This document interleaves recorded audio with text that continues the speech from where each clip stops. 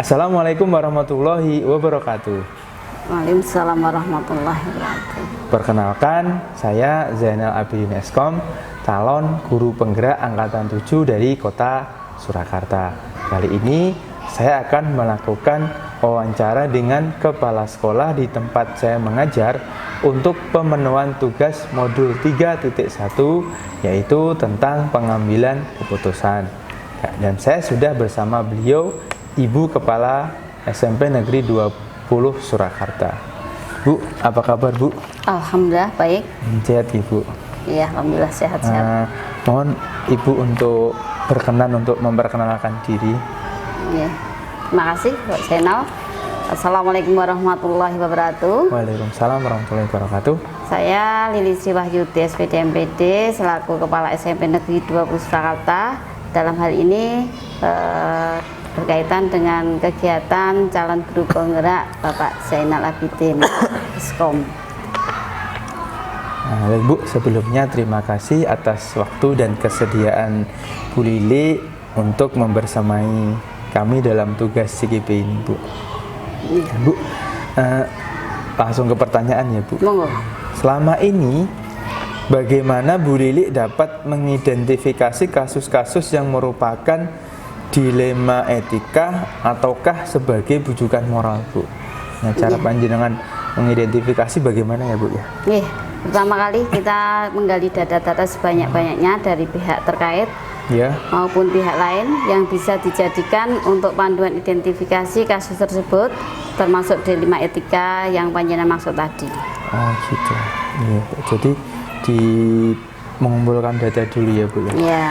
Nah terus ini Bu, selanjutnya Bu, selama ini bagaimana Bu Lili menjalankan pengambilan keputusan di sekolah, terutama untuk kasus-kasus di mana ada dua kepentingan yang sama-sama benar atau sama-sama punya nilai kebajikan Bu. Jadi kasusnya itu dilematis. Oh ya. Kalau seperti itu ada dua kasus yang sama-sama baiknya, kita ambil skala prioritasnya dulu. Oh gitu. Ya, sebagai dasar untuk pertimbangan kita mengambil terlebih dahulu, menggali data-data yang diperlukan, kemudian kita pertimbangkan, kita diskusikan dengan pihak-pihak terkait, baru kita putuskan mana yang menjadi skala prioritasnya. Gitu. Jadi butuh pertimbangan yang matang sekali. Untuk selanjutnya Bu, langkah-langkah atau prosedur seperti apa yang biasa Bu Lili lakukan selama ini dalam pengambilan keputusan Bu? Iya, tadi seperti saya sebutkan yang di atas, selalu kita itu mengutamakan mengumpulkan data sebanyak-banyaknya, identifikasi permasalahan itu tadi, kemudian baru menentukan beberapa solusi. Kemudian kita pilih antara beberapa solusi itu yang terbaik yang mana yang kita prioritaskan. Kemudian kita lihat apakah bertentangan dengan regulasi. Kalau tidak bertentangan, kita lanjutkan untuk menyelesaikannya. Terutama jangan sampai terkena kasus hukum ya Bu ya. Iya, betul. Dari yang Bu Lili katakan tadi, ternyata prosedur pengambilan keputusan yang dilakukan oleh Bu Lili itu sudah sesuai dengan 9 langkah pengambilan keputusan Bu. Luar biasa sekali yang sudah Bu Lili lakukan. Nah selanjutnya Bu, hal-hal apa saja yang selama ini Bu Lili menganggapnya itu efektif dalam pengambilan keputusan pada kasus-kasus dilema etika Bu? Saya kira untuk efektif itu kita adakan pengujian sebelum kita ambil keputusan, kemudian apakah bisa menjadi solusi setelah diuji itu adalah menjadi solusi atau berdampak baik atau tidak, sehingga asal tidak bertentangan dengan tadi hukum atau regulasi yang ada. Dan selama ini pernah enggak Bu tersandung kasus hukum atas keputusan yang Bu Lili lakukan selama ini? Alhamdulillah, selama saya menjabat di SMP Negeri 20 Surakarta itu tidak ada kasus tersandung hukum yang berkaitan dengan hukum ataupun kita sesuai dengan regulasi yang ada sehingga tidak akan bertentangan dengan hukum yang ada. Dan keputusan yang Bu Lili ambil itu efektif menyelesaikan kasus yang ada ya Bu? Ya, insya Allah. Nah ini Bu, selanjutnya Bu, hal-hal apa saja yang selama ini merupakan tantangan bagi Bu Lili dalam pengambilan keputusan pada kasus dilema etika? Mana yang Bu Lili rasa itu menjadi sebuah tantangan gitu? Ya, kalau tantangan itu pada kasus dilema etika itu adalah antara individu versus kelompoknya. Ya, karena ya itu biasanya itu sangat sensitif dan efeknya itu bisa berkepanjangan karena melibatkan banyak orang dalam keputusan yang dibuat. Maka kita harus hati-hati dalam menyelesaikan kasus dilema individu versus kelompok itu. Berarti sebelumnya Bu Lili pernah membuat keputusan yang itu pada posisi dilema individu versus kelompok gitu? Iya. Tapi itu ya Bu, ya bisa selesai dengan baik dan tidak ada efek jangka panjangnya ya Bu? Iya, mudah-mudahan seperti itu. Wah, biasa sekali Bu. Nah ini Bu, selanjutnya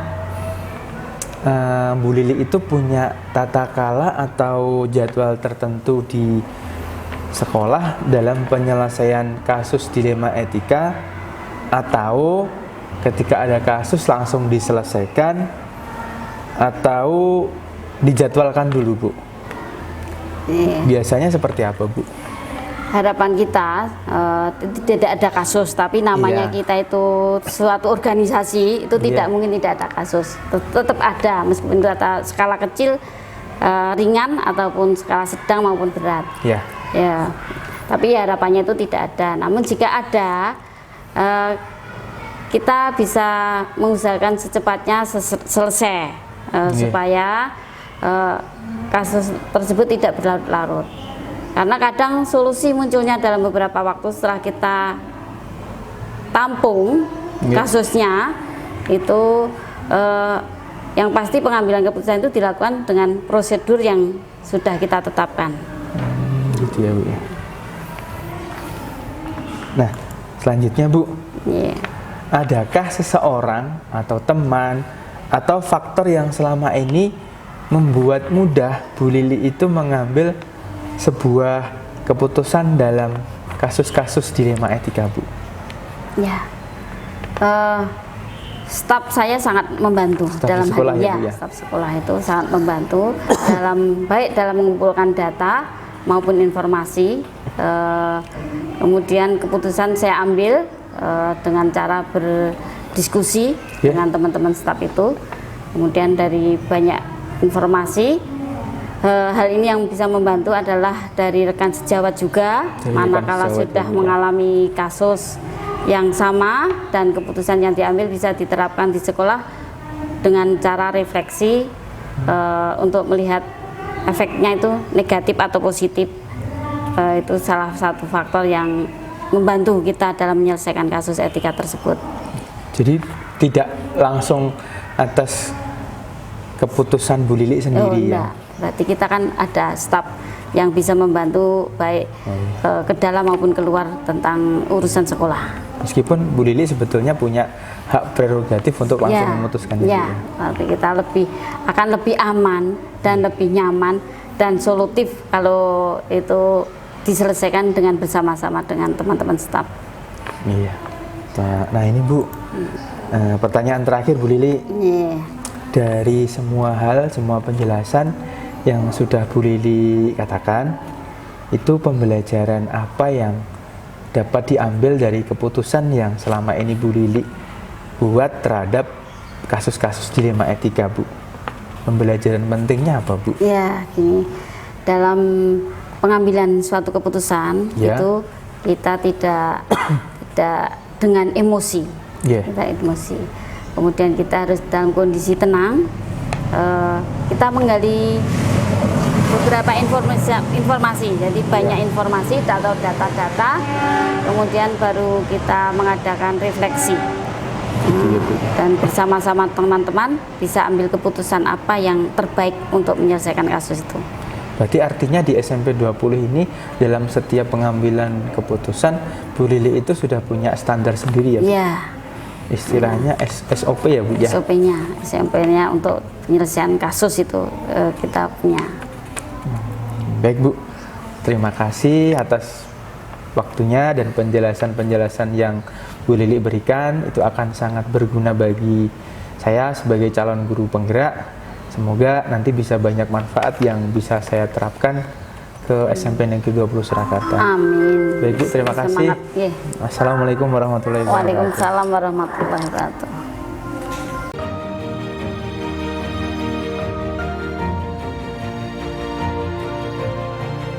Assalamualaikum warahmatullahi wabarakatuh. Salam dan bahagia. Perkenalkan, saya Zainal Abidin Eskom, calon guru penggerak angkatan 7 dari kota Surakarta. Kali ini saya akan melakukan wawancara dengan kepala sekolah di lingkungan saya dalam rangka pemenuhan tugas modul 3.1, yaitu pengambilan keputusan. Kali ini saya dengan beliau Bapak Kepala SMP Negeri 22 Surakarta. Bapak, mohon untuk bisa memperkenalkan diri, Pak. Ya, baik, terima kasih. Bismillahirrahmanirrahim. Assalamualaikum warahmatullahi wabarakatuh. Waalaikumsalam warahmatullahi wabarakatuh. Ya, perkenalkan, nama saya Kristanto Triutomo Eskom MPD dari Kepala SMP Negeri 22 Surakarta. Saat ini saya aktif sebagai kepala sekolah mulai November tahun 2022. Ya. Sehat ya Pak Kris? Ya, alhamdulillah. Alhamdulillah sehat juga ini Pak. Ya Pak, terima kasih atas waktunya Pak. Gini Pak, tugas saya adalah untuk mewawancarai kepala sekolah perihal alur pengambilan keputusan. Nah ini Pak, saya boleh bertanya beberapa pertanyaan ya? Ya, silakan. Selama ini bagaimana Pak Kris dapat mengidentifikasi kasus-kasus yang merupakan dilema etika atau bujukan moral, Pak?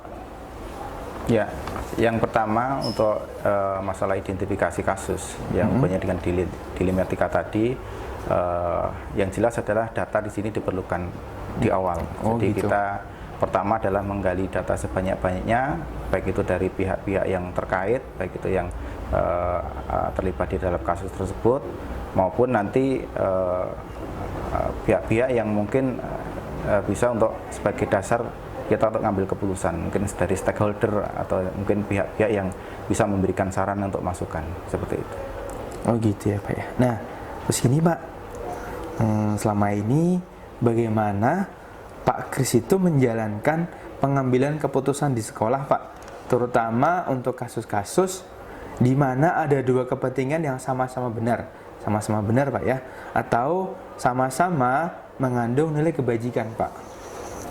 Ya, di situ prinsipnya dari kasus yang dilema seperti itu, misal ada sama-sama benar atau mungkin ada nilai kebajikan yang sama, maka mungkin ada skala prioritasnya. Pakai skala prioritasnya ya, itu nanti bisa apakah kita misal ada pertentangan, contoh ya, misal masalah keadilan dengan kasihan, seperti itu nanti juga kita tetap harus ada yang diprioritaskan utama di antara dua hal tersebut. Ini nanti yang perlu dipertimbangkan dengan data-data atau mungkin dengan kita melakukan diskusi dengan pihak-pihak yang terkait. Gitu. Nah, bagus sekali Pak. Nah, langkah-langkah atau prosedur seperti apa yang biasanya Pak Kris lakukan selama ini dalam pengambilan keputusan Pak? Ya, dalam pengambilan keputusan itu ada beberapa langkah. Tadi yang di awal adalah yang penting adalah untuk identifikasi kasus. Nah, kita biasanya mengumpulkan data yang berhubungan dengan kasus tersebut. Kemudian dari situ nanti kita akan mengadakan beberapa pengujian, tahap-tahap pengujian ketika kita akan mengambil suatu keputusan. Nanti misal ada beberapa solusi, maka solusi tersebut kita uji apakah ini benar atau salah, atau nanti mungkin ada sama-sama yang benar, maka tadi prioritas yang mana yang akan kita prioritaskan. Setelah itu nanti perlu dicek juga dengan regulasi, apakah dengan pengambilan keputusan ini kita ada hal yang sesuai atau tidak sesuai dengan regulasi, baru nanti kita muncul suatu keputusan. Kemudian kalau sudah keputusan diambil, tahap terakhir adalah melakukan refleksi. Jadi keputusannya itu ada efeknya tidak ketika kita sudah mengambil keputusan itu, refleksinya bagaimana. Itu nanti kita lihat lagi. Gitu ya Pak ya. Nah, menarik sekali Pak. Ternyata Pak Kris ini sudah melakukan 9 prinsip, 9 langkah dalam menentukan sebuah keputusan Pak. Luar biasa Pak. Nah, ini Pak, selanjutnya hal-hal apa saja yang selama ini Pak Kris anggap efektif dalam pengambilan keputusan pada kasus dilema etika, Pak? Ya, yang paling efektif kalau dari beberapa langkah tadi yang jelas di pengujian. Karena di pengujian itu ya, Pak, ya? Kita akan mempertimbangkan banyak hal di situ. Ya, jadi sebelum keputusan diambil maka perlu pertimbangan-pertimbangan, perlu prioritas-prioritas, itu nanti yang penting tentunya berdasarkan data atau fakta yang sudah kita dapatkan ketika kita identifikasi kasus. Gitu ya Pak ya. Nah ini Pak, hal-hal apa saja yang selama ini merupakan tantangan dalam pengambilan keputusan pada kasus-kasus dilema etika Pak? Tantangannya apa saja sih Pak? Sebenarnya kalau tantangan terberat itu yang di paradigma ketika ada pertentangan antara individu dengan kelompok. Oh ya. Kalau kasusnya itu ya Pak ya, dilema yang individu dengan kelompok. Iya, karena itu menyangkut banyak orang. Ya, menyangkut banyak orang. Jadi ketika ada pertentangan antara individu dan kelompok, itu rawan konflik di situ dan itu bisa efeknya nanti bisa jangka panjang. Maka sangat berhati-hati sekali ketika ada dilema yang istilahnya paradigmanya dia terkait dengan individu dan kelompok. Dan itu bisa mengganggu kinerja di sekolah ya Pak? Ya? Kenyamanan di bekerja. Nah ini Pak, ada pertanyaan menarik Pak. Apakah Pak Kris ini punya tata cara atau jadwal tertentu dalam sebuah penyelesaian kasus dilema etika Pak? Atau apakah Pak Kris langsung menyelesaikan di tempat? Atau punya jadwal untuk menyelesaikan atau prosedur apa yang Bapak jalankan? Ya, kalau jadwal khusus mungkin tidak ada ya, karena kasus itu kan kita harapkan nanti tidak ada, harapannya seperti itu. Hanya saja ketika ada kasus, maka ya penyelesaian harusnya segera diselesaikan sesuai dengan tingkat dari kasus tersebut. Apakah istilahnya harus urgen segera diselesaikan atau bisa dipending dulu? Maksudnya dalam segi pengambilan keputusan apakah kita cepat atau ini bisa agak longgar atau bisa agak diperlama dulu, karena kadang solusi itu munculnya bisa dengan waktu. Kadang kita nunggu saja sudah solusi nanti, seperti itu. Namun tetap sesuai prosedur yang Bapak sampaikan tadi ya? Harus sesuai tahap prosedurnya, seperti itu. Luar biasa Pak. Nah ini Pak, selama ini dalam mengambil sebuah keputusan di sekolah, adakah seseorang Pak atau teman atau faktor yang mempermudah Bapak mengambil keputusan dalam kasus dilema etika Pak? Ya, faktor yang penting dan berpengaruh di sini mungkin yang pertama adalah teman sejawatnya. Teman sejawat yang terlibat di kasus tersebut ini penting ketika nanti kita menghimpun untuk data-data. Kemudian juga bisa juga dari rekan sejawat yang sudah memiliki kasus yang serupa. Nah, kira-kira mereka keputusannya seperti apa? Itu sebagai salah satu solusi mungkin yang kita jadikan opsi untuk penyelesaian kasus tersebut. Walaupun nanti kita juga akan melihat ketika keputusan tersebut diambil dulunya, apakah ada refleksi positif atau negatifnya di sana. Itu nanti yang sebagai pembantu lah, faktor. Jadi semacam juga melihat penilaian idola juga ya Pak? Iya, benar itu. Ini Pak, pertanyaan terakhir Pak. Dari semua hal yang telah Pak Kris sampaikan, pembelajaran apa yang Pak Kris bisa petik dari pengalaman mengambil keputusan dilema etika Pak? Ya, pengambilan keputusan dilema etika ini yang paling penting adalah ketika kita mengambil keputusan itu harus berdasarkan data yang akurat. Gitu ya. Data yang akurat. Kemudian yang kedua harus melalui tahap untuk pengujian, ini penting karena nanti harapannya ketika sudah mengambil keputusan, refleksinya adalah kita akan menemukan refleksi yang positif, bukan negatif. Iya. Harapannya seperti itu, meminimalkan dampak negatifnya seperti itu. Pak, jadi tetap sesuai prosedur dan tujuannya adalah mendapatkan refleksi yang positif ya. Terima kasih Pak Kris atas waktunya. Terima kasih Pak Zainal. Kembali Pak. Semoga sukses. Ya, terima kasih Pak.